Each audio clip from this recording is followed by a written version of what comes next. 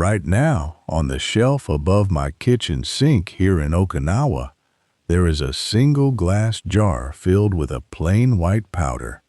There are no bright plastic bottles standing beside it, no spray triggers, no labels covered in warnings and long words you cannot pronounce.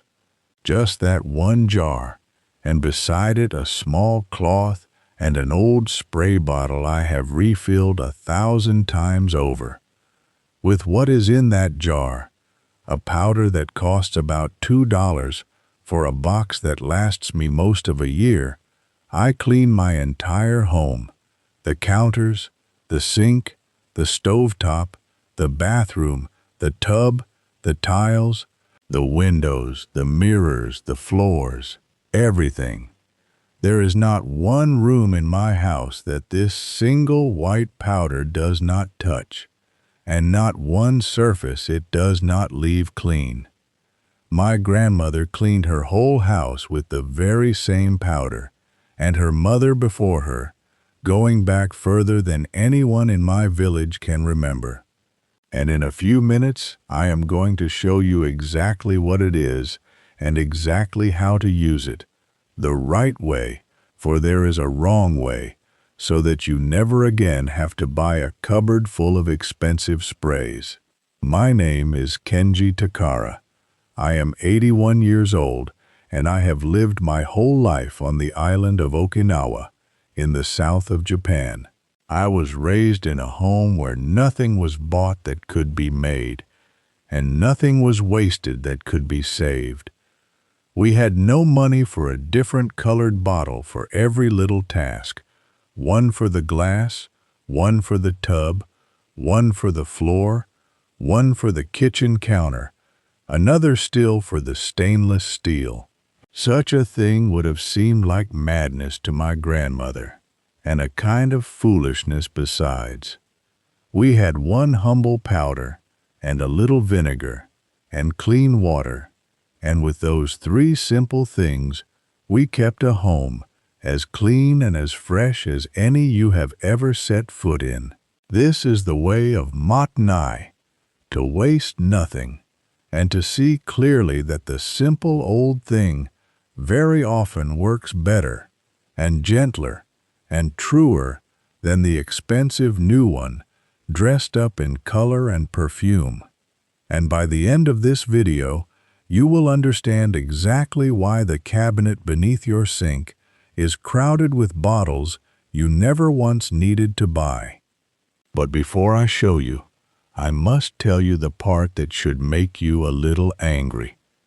Go and open the cleaning aisle of any store and look carefully at what they have built there. An entire wall of colored bottles, from the floor to above your head. A separate spray for every single surface in your home. One for glass, one for the bathroom, one for the kitchen, one for the floor, one for granite, one for stainless steel, one for wood, one for the toilet. Each one $4, $5, $6, and each one, if you read the small print, mostly water with a little something added, and a great deal of perfume and dye to make it smell and look like more than it is. They have taken one simple job, the keeping of a clean house, and they have divided it cunningly into a dozen products so that you believe you must buy a dozen different bottles to do what one would do. And when each of those bottles runs dry, as they are designed to do quickly, you return to the store and you buy them all again. This is not an accident, my friend. This is the entire design of the thing. A single $2 box of powder that cleans your whole home from top to bottom is a catastrophe for a company that would far rather sell you 12 bottles this year and 12 more the next, every year for the rest of your life. So they do not tell you that the powder exists. They crowd the shelves with color and scent and the quiet, constant suggestion that your home is not truly clean and you are not truly a careful person unless you have spent a great deal of money to make it so. Quick word before I begin, and I won't bring it up again. Everything I share here, there's far more of it than fits in one video. So I gathered it all into one book, the Takara Method. And right now I'm keeping it at a special price, lower than it'll normally be. The link's in the description, or point your phone at the code on screen. That's all. Now let me show you today's. Now here is where almost everyone goes wrong, and if you do not understand this one thing, the powder will scratch your surfaces, or it will simply sit there doing nothing at all, and you will say the old man was mistaken. So listen closely now. Most people, when they first hear of cleaning with a powder, imagine scrubbing hard, dry powder directly onto a surface, grinding away at it with all their strength. And so, they do one of two things. Either they scratch a delicate surface with a dry grit, or they give up in frustration, because dry powder alone lifts almost nothing. This is the mistake. This is the whole mistake. The powder does not do its work dry, and it does not do it by force or by hard scrubbing. It does its work as a paste and as a gentle chemistry. The white powder is baking soda, sodium bicarbonate, a plain and ancient thing, and it cleans in two ways that have nothing whatever to do with scrubbing hard. First, it is very mildly abrasive, far softer than the surface of your counters or your bathtub, so that used wet, as a paste, it lifts away grime and stains without ever scratching. And second, it is gently alkaline, which means it quietly breaks down grease and oil and neutralizes bad odors, dissolving the very things that a kitchen and a bathroom collect. Force is not the secret. The paste is the secret, and the patience to let the chemistry do the work while your hand does almost none of it. So the first step, the foundation of everything that follows, is to stop thinking of it as a harsh scouring powder to be ground on dry, and to start making it into two simple things instead, a soft paste and a sprinkle. And the paste begins with nothing more than the powder, a few drops of water, and a small dish. You take 2 or 3 spoonfuls of the baking soda and put them in a small dish or bowl. Then you add water, just a few drops at a time, stirring as you go, until you have a paste about the thickness of soft toothpaste, not runny, not crumbling, but smooth and spreadable, one that will cling to a vertical surface without sliding off. That is your all-purpose scrubbing paste, and it will clean the hardest jobs in your home. It costs perhaps a few pennies to make a dishful, and you make it fresh whenever you need it. This one paste replaces your kitchen scrub, your bathroom cleaner, your tub and tile cleaner, your oven cleaner, and half a dozen others besides. Let me take you through the house, room by room, so you see exactly how far this one humble powder reaches. Begin in the kitchen, at the sink and the counters. Spread a little of the paste onto a damp cloth or sponge and wipe down your counters. Then rinse with clean water and wipe dry. The grease lifts, the stains fade, the surface comes clean and, most importantly, without any perfume or chemical residue left behind on the place where you prepare your food. For the sink itself, sprinkle the dry powder straight into the basin. Add a few drops of water to make it a paste right there, and scrub gently with your cloth. A stained old sink comes back to brightness. Rinse it away, and as it goes down the drain, it does you one more free service, which I will come to in a moment. Now the stovetop, where the hardest grease of the whole house collects. For baked-on, greasy spots, the kind you would normally attack with a harsh oven spray, spread the paste thickly over the spot, and here is the secret that saves your arm. Leave it. Walk away. Let it sit for 15 minutes, or even an hour for the worst of it. The alkaline paste is loosening the bond of the grease while you do nothing at all. Come back, and what would have taken hard scrubbing now wipes away with an easy pass of the cloth. This is the patience I spoke of. You let the chemistry work so your hand does not have to. Into the bathroom now.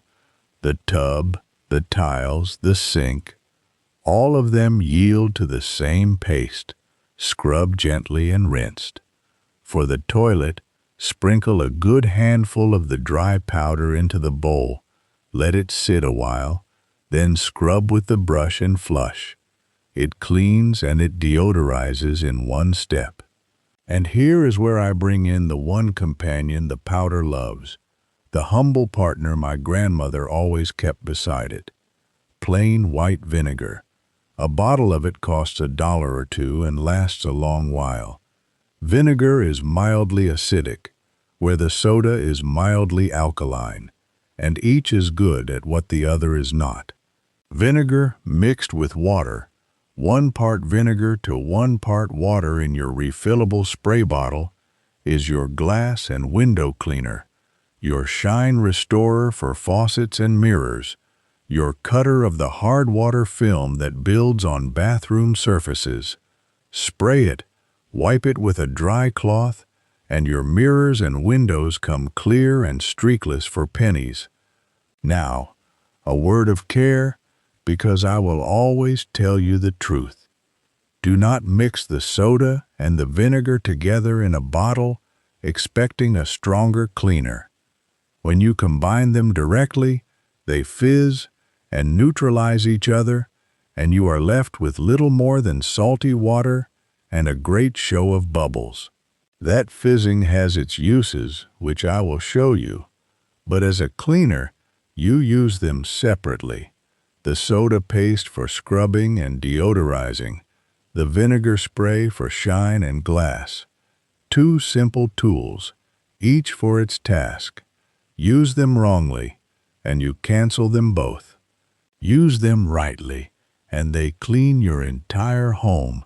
And there is one more truth I must give you, for a wise person knows not only what a thing can do, but where it must not be used. The soda is gentle, but it is very mildly abrasive, and there are a few surfaces you should spare it. Do not scrub it on soft, natural stone such as marble, and do not use the vinegar there either, for the acid can dull the polish of marble and granite. For those fine stones, use only a damp cloth and mild soap. Do not use the paste on a delicate glass cooktop that has a special coating, nor on aluminum, which the soda can darken over time. And take care with waxed or lacquered wood, where a gentler touch is wanted. This is not a weakness of the method. It is simply the mark of someone who understands their tools. For the person who knows the few places not to use a thing is the same person who uses it with confidence everywhere else. Test any new surface in a small hidden corner first, as my grandmother always did, and you will never come to harm. Now let me give you the layers that most people overlook, the small ways this powder does even more than clean a surface. The first, your drains. Every week or 2, pour a good half cup of the baking soda down your kitchen or bathroom drain and follow it with a cup of the warmed vinegar. Now you want that fizzing, for here in the pipe, the foaming action helps to lift and loosen the grease and grime that build up on the walls of the drain. Let it work for a few minutes, then flush it through with a kettle of hot water. Do this regularly, and you will keep your drains running clear and sweet-smelling, and you may never need to buy a single bottle of the harsh, dangerous chemical drain openers again, the ones that cost a fortune and can eat the very pipes they clean.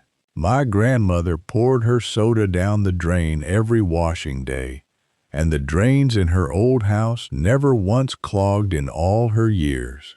The second thing people overlook: this powder is the finest odor remover ever known, and not by hiding smells under perfume, but by truly neutralizing them. An open dish of baking soda in the refrigerator absorbs the odors of old food and keeps the whole box fresh. Replace it every month or two and pour the old one down the drain so nothing is wasted. Sprinkle it over a carpet or a mattress or the cushions of a chair. Let it sit for an hour, then vacuum it away, and it takes the stale smell with it. Sprinkle a little in the bottom of the kitchen bin, in old shoes, in any place that has grown musty. Where a store-bought spray only masks a smell with a stronger one, the soda quietly removes it. This one use alone replaces a whole shelf of air fresheners and deodorizers. The third, for those who wash their own laundry, add a half cup of baking soda to your wash, along with your usual soap, and it softens the water, brightens your whites, and lets you use less detergent to get the same clean. Your clothes come out fresher, and your box of expensive detergent lasts far longer. A small thing, but small things repeated every week for years become large things. That is the whole of kakebo, the careful Japanese habit of watching where every coin goes and seeing that it is the small, steady leaks that drain a household's money, not the great, rare purchases. And the fourth, a favorite of mine, for the kitchen where a good pot is a thing to be treasured and never thrown away, the rescue of burnt and blackened pans. When food has scorched and welded itself to the bottom of a good pot, the kind of mess that tempts a person to throw the pot away and buy another, do not despair, and do not throw it out. Sprinkle a generous layer of the baking soda across the burnt bottom, add just enough water to cover it, and set it on the stove to simmer gently for 10 or 15 minutes. Then let it cool, and scrape. The burnt crust that no scrubbing would move now lifts away in soft, dark sheets, and your good pot is saved. My grandmother saved every pot she ever owned this way. She cooked her last meal in a pot older than my father, and the same soda paste, rubbed with a soft cloth, will brighten dull silver and tarnished brass, and lift the brown stains of tea and coffee from the inside of your cups, where they cling no matter how you rinse. One powder, 100 small rescues, nothing thrown away that could be saved. Let me tell you about my grandmother, for she is in every word of this, and in that very jar above my sink. Her kitchen was the cleanest place I have ever known, and it smelled not of perfume or chemical, but of nothing at all. Only clean, only fresh, the way a thing smells when it is truly clean rather than merely scented. She kept one box of the white powder, one bottle of vinegar, a few soft cloths, and that was all. When I was a boy, I watched her make her little dish of paste and move through the house with it, humming softly, and I thought nothing of it, for it was simply how a house was kept. It was only many years later, standing in a foreign store before a towering wall of colored bottles, each one promising to do the single small thing her one jar had always done, that I understood at last what she had known all along. She had not been poor in her cleaning. She had been rich in her knowing. She wasted nothing, she bought almost nothing, and her home was cleaner than the homes of people who spent 100 times what she did. And this is the whole of mottainai.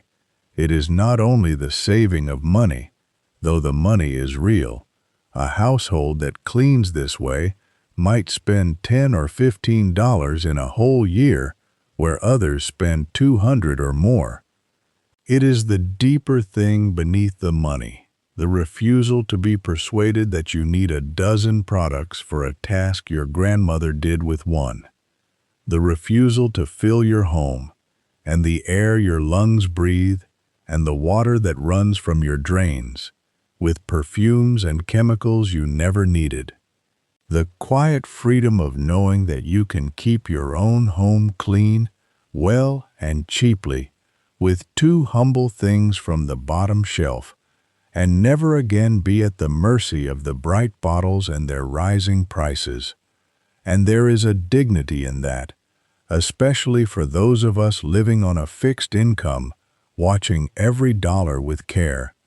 The dignity of needing less, of not being fooled, of keeping a clean and honest home the way it was kept for 200 years, before the marketing men taught us we were doing it all wrong. You do not need what they are selling. You never did.